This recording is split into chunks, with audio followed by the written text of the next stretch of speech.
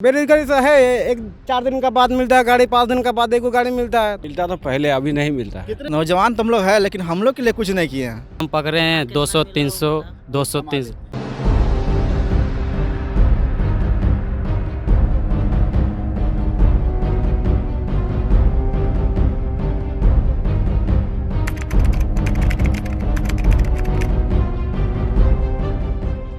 इस देश में कोयला की अपनी एक दुनिया है जिसके बदौलत ये देश चमकता है।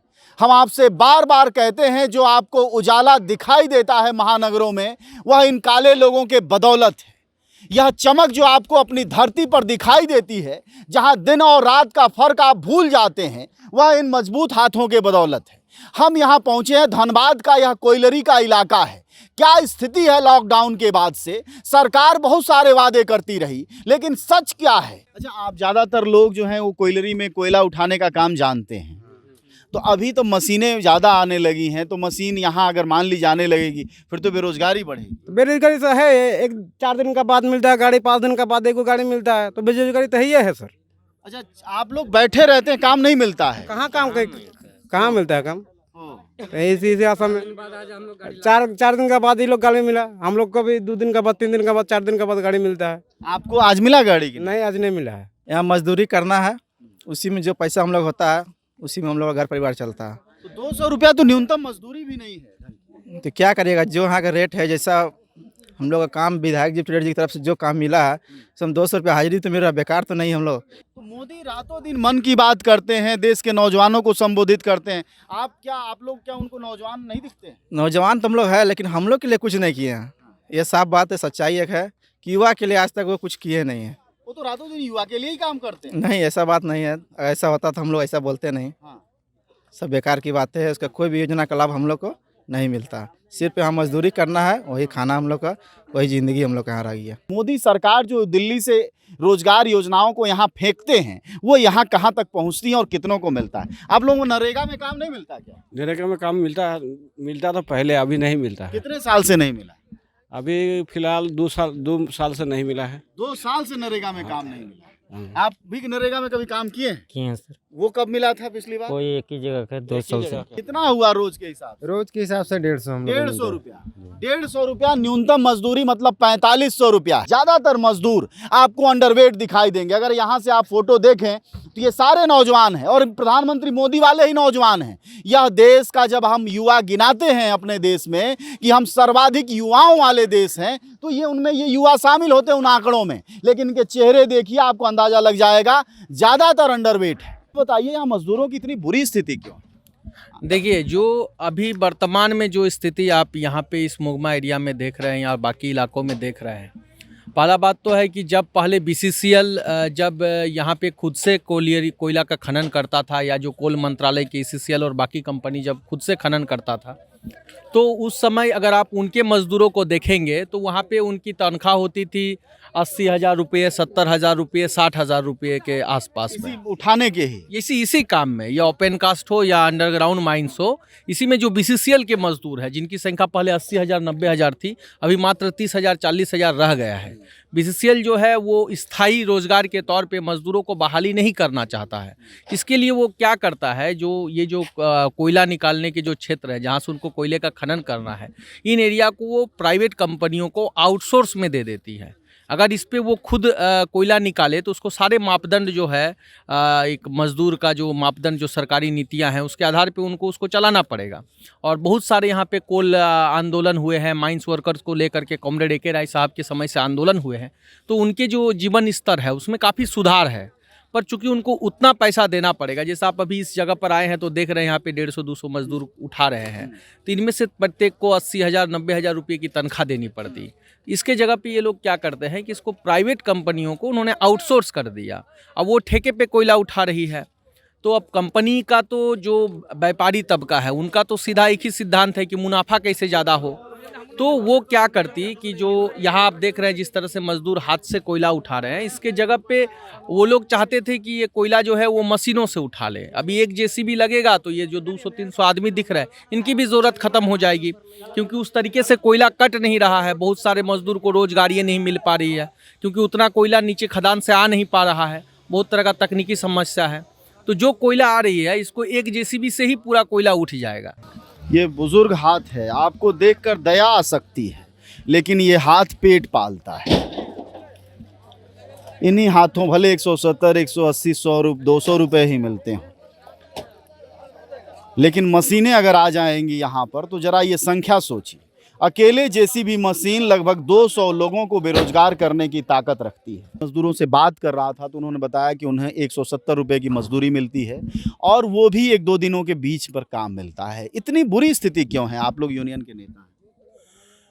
यहाँ पर अभी नया नया ये आउटसोर्सिंग ओसीपी खुला हुआ है, अभी पूरे विस्तार रूप से चालू नहीं है, कुछ मशीनें खराब हो गई हैं और अभी हमको लगता है कि 2-4 दिन के अंदर में ये सारा धीरे धीरे मशीनें ठीक हो रही हैं।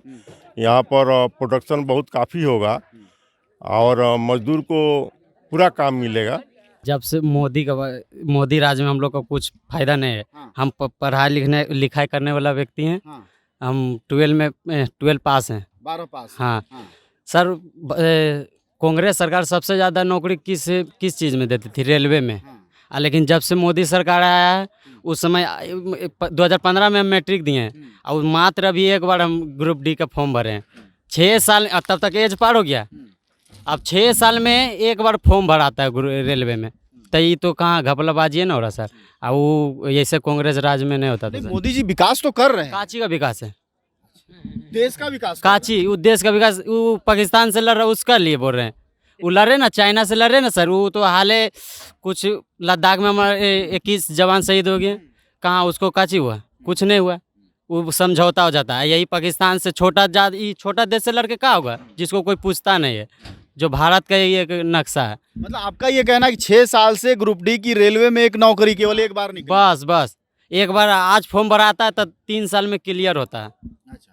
तो नहीं, फिर तो मोदी जी कहते हैं लोकल फॉर वोकल, आप अपने यहाँ रोजगार करिए। यहाँ रोजगार करने में क्या दिक्कत है? क्या रोजगार यहाँ करेंगे? रोजगार करने में सर बहुत दिक्कत हो रहा है। आप एक बताइए, ये देश में पढ़ाई लिखाई करने वाला को कुछ हासिल नहीं होता है, और जब मजदूरी करने जाएगा तो वहाँ शर्म लगेगा। तो यहाँ जो शुरू से ना पढ़े वही सही रहेगा। हम ये तो बताइए कि आप पढ़े लिखे नौजवान हैं, आपको कितने रुपए रोज मिल जाता है? अभी अब तो हम स्टार्ट किए कमाने, अभी शुरू से नहीं, इधर 2 साल से, ठीक ना। इधर अभी यही काम पकड़े हैं 200-300 रोज कहाँ कमाते? रोज कमाते तो फिर कुछ शिकायत। 9,000 का महीना हो गया। 5 बजे सुबह आए हैं, 5 बजे सुबह आए हैं, 5 बजे सुबह से आए। सुबह आए हैं। और सुबह से अभी शाम के मैं घड़ी में दिखाऊं तो 5:30 होने वाले हैं।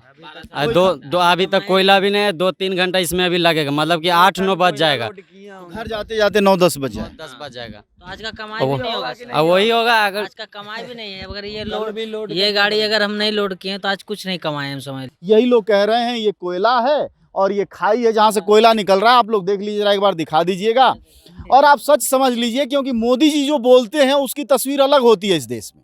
हम लोग जो पाते हैं उसकी अलग तस्वीर होती है। जो पहले 1 रुपए का 80 पैसा भ्रष्टाचार में था, अब लगता है वो 95 पैसे में तब्दील हो गया है। अन्यथा ये विशाल गाड़ियां और लगातार हमारे देश में बढ़ते अरबपतियों के बीच यह गरीबों की इतनी बड़ी फौज, वह भी न्यूनतम मजदूरी के बगैर कैसे बढ़ती चली जाती है। हमारे साथ इस वक्त इस डुमुरकुंडा इलाके के वाइस प्रेसिडेंट नगर निगम के रह चुके हैं, हमारे साथ दीपक जी हैं। कोलियरी तो बंद के कगार पर है। जो भी चल रहा है आउटसोर्सिंग में 1-2 कोलियरी ऐसे चल रहा है।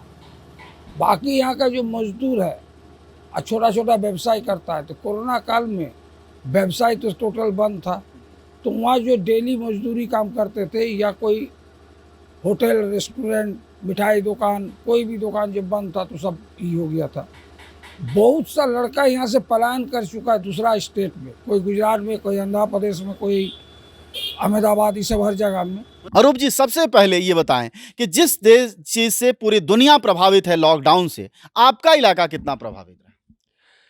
नहीं, चूँकि इस इलाके में कोयला क्षेत्र है पूरी और तमाम कोलियरीज यहाँ पर हैं, तो कोलियरी इस लॉकडाउन से बाहर रहे। कोल प्रोडक्शन चूँकि नेशनल इंटरेस्ट में रहा है, एसेंशियल कमोडिटीज़ में आता है, तो वो चीज़ों से बाहर रही। और हमारे यहाँ थर्मल भी हैं, वो भी एसेंशियल कमोडिटीज़ में आते हैं। तो यहाँ बहुत विशेष असर नहीं हुआ, लेकिन सबसे बड़ी जो असर हुआ वो गरीब मजदूरों का। देखिए गरीब तबके सबसे ज़्यादा इसमें प्रभावित रहे हैं। और लोग जो हैंड लोडिंग में लगे रहते हैं, जैसे यहाँ रेक लोडिंग होती है, कोयला रेक से जाती है, रेल से जाती है, कोयला ट्रक से जाती है, हाईवा से जाती है। तो ये तमाम चीज़ें जो मजदूर करते थे ये सबसे ज़्यादा प्रभावित हुई इस 2 महीना 3 महीना या लगातार कई महीना तक वहाँ मशीन से लोडिंग होती रही, जिससे जो मजदूरों की स्थिति है वो काफ़ी ख़राब हो गई। नहीं, मेरे विधानसभा क्षेत्र में खासकर हम लोगों ने कहीं भी मशीन का उपयोग नहीं करने दिया। हम लोगों की दबाव थी काफ़ी मैनेजमेंट के ऊपर, जो अगर मशीन लगती है तो हम लोग मतलब उत्पादन से लेकर सब कुछ प्रभावित करेंगे। कोयला मजदूर का परिस्थिति ऐसे दयनीय है। चारों तरफ आउटसोर्सिंग खुल गया है, जो पहले राष्ट्रीयकरण था, लेकिन ये मोदी सरकार आने के बाद तमाम जगह, तमाम फैक्ट्री चाहे और कुछ भी हो, जैसे कोलियरी अभी निजीकरण के दौर पे जा रहा है। वो निजीकरण में मजदूरों को ऐसी हालत है, जो किसी को जहाँ 1000 रुपया हाजिरी मिलता था, उस मजदूर को यहाँ किसी को 150, किसी को 200 रुपये मिल रहा है। और ये जो अभी हैंडलोडिंग का काम चल रहा है, जिसमें मजदूर कोई हाजिरी बोल के कोई चीज़ नहीं है। ये गाड़ी एक ट्रक होता है जिसमें 25 टन लोड होता है, उसमें एक टन लोड करने पर एक मजदूर को 170-80 रुपया मिल रहा है। कोई सुरक्षा नहीं है, पीएफ ग्रेच्युटी कुछ नहीं। मजदूर खाटो और जाओ। कोई दवा करने व्यवस्था, जैसे पहले एक ईएसआई का व्यवस्था होता था मजदूरों को, ईएसआई में दवा मिलता था, हॉस्पिटल होता था, किसी को एक्सीडेंट होने से उसको मुआवजा मिलता था, उसको पेंशन मिलता था। आज उससे सारे लोग वंचित हैं।